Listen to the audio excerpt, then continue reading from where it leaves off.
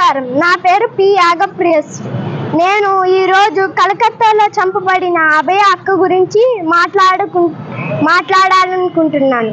అభయ అక్కను చంపిన అన్నయ్య వాళ్ళు చాలా చెడ్డవాళ్ళు. అన్నయ్య అక్క ఏం తప్పు చేసింది? అక్కను ఎందుకు అంత దారుణంగా చంపారు?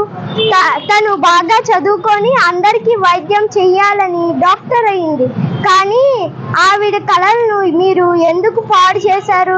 ప్లీజ్ అన్నయ్య, జెంట్స్ అందరికీ చేతులెత్తి మొక్కుతున్నా, ఆడపిల్లలను ఆదరించండి.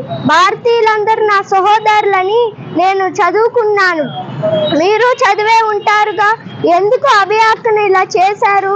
మా అన్నయ్యను బయటికి వెళ్ళి చాలా ఫ్రీగా ఆడుకుంటున్నాడు, కానీ నేను మాత్రం మా అమ్మా నాన్న బయటికి పంపడానికి భయపడుతున్నారు. దానికి కారణం మీరే అన్నయ్యలు.